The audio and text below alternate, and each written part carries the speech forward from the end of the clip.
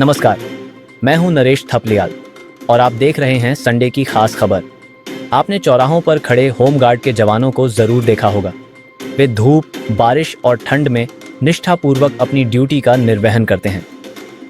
लेकिन कभी आपने सोचा है जो वे वर्दी पहनते हैं उसकी असल कीमत कितनी होती है, और उनके हाथ में जो डंडा होता है वह कितने रुपए में आता है? अगर आपको लगता है डंडा 100 या 150 तो आप गलत नहीं हैं।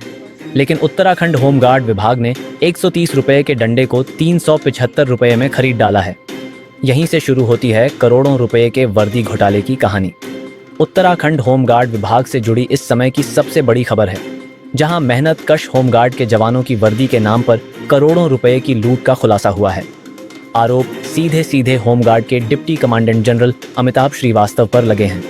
आरोप बेहद गंभीर हैं।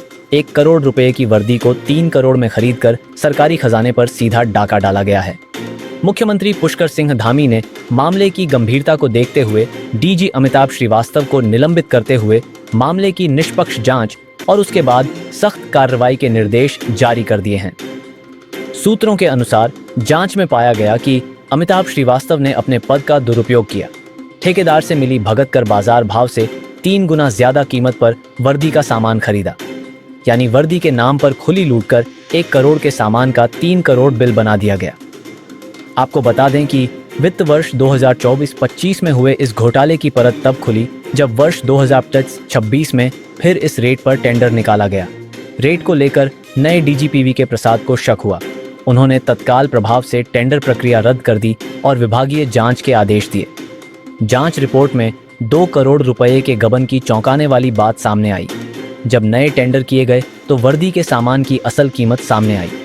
घोटाले में 130 रुपए का डंडे की कीमत 375, 500 रुपए जूते की कीमत 1500 रुपए, 1200 रुपए की पेंट शर्ट 3000 रुपए और 500 रुपए की जैकेट 1580 रुपए में खरीदी गई।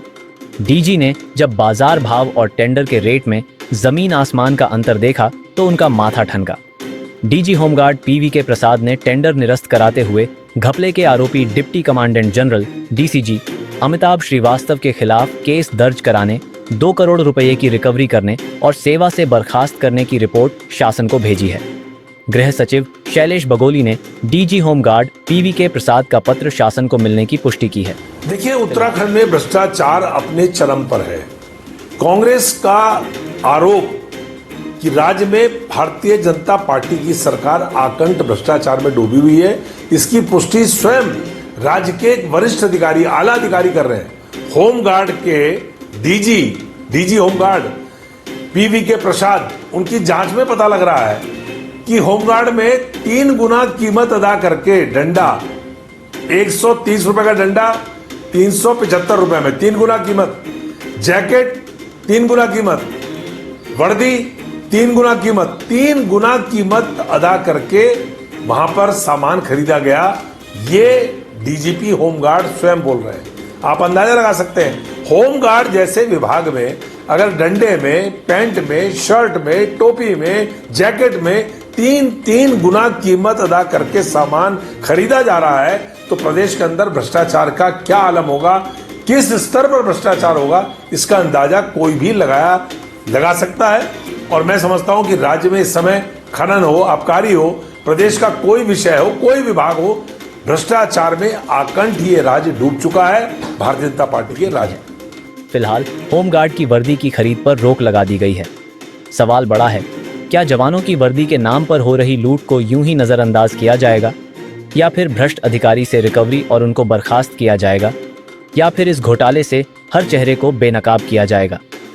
अब इस पर शासन स्तर से क्या कार्रवाई होती है, देखने की बात होगी। आज की खास रिपोर्ट में इतना ही। अब आगे 2 कार्यक्रमों से संबंधित सूचना है। अब एक कमर्शियल ब्रेक है, देखते रहिए Siddh Bali News. Blooming Bell Public School Kotdwar, जहां शिक्षा मिलती है संस्कारों के साथ, आधुनिक तकनीक, अनुभवी शिक्षक और सुरक्षित वातावरण में पनपे आपके बच्चे का सुनहरा भविष्य। स्मार्ट क्लास, विज्ञान और कंप्यूटर लैब, खेलकूद और सांस्कृतिक गतिविधियाँ, सब कुछ मिलती हैं एक ही छत के नीचे। अभी स्कूल में संपर्क करें और दिलाएं अपने बच्चों को एक उज्जवल भविष्य। कोटद्वार के मोटाढांग तल्ला में 2 दिवसीय सम्मान समारोह का आयोजन किया गया है।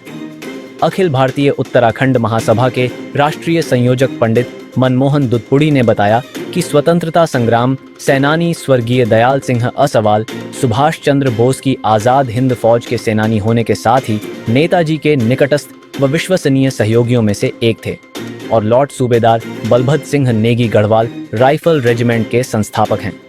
उनकी स्मृति में वर्ष 2013 से भिन्न भिन्न क्षेत्रों के मेधावी व कीर्तिमान स्थापित करने वाले विभूतियों सम्मानित किया जाता है।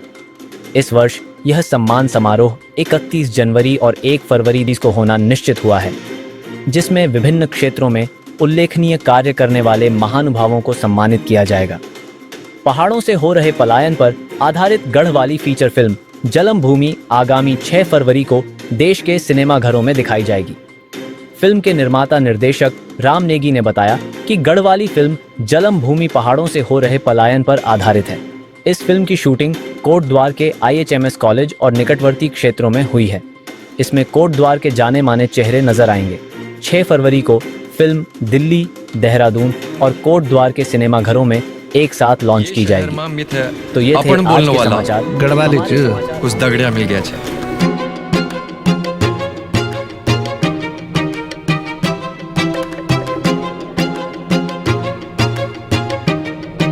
बड़ी अजीब हूँ या शहरों की रोशनी भी ईदगाह उजालों के बाद भी चेहरा पहचान मुश्किल हो जाए। मेरा सपना, मेरे गाँव, मेरी माँ, मेरा भाई। माँ याचित थे सूरज। हाँ माँ। चपड़ा मार फेंक है वो हमार कन के होल। अरे खाली सफेद कोट पहन के वास्ते पढ़ाई से डॉक्टर हैं?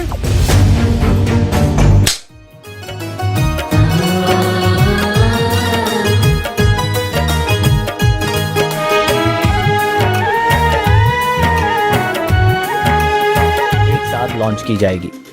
तो ये थे आज के समाचार। हमारे समाचार आपको कैसे लग रहे हैं, अपना सुझाव कमेंट बॉक्स में जरूर दीजिएगा। कल फिर उत्तराखंड के मुख्य समाचारों के साथ आपकी सेवा में उपस्थित होंगे।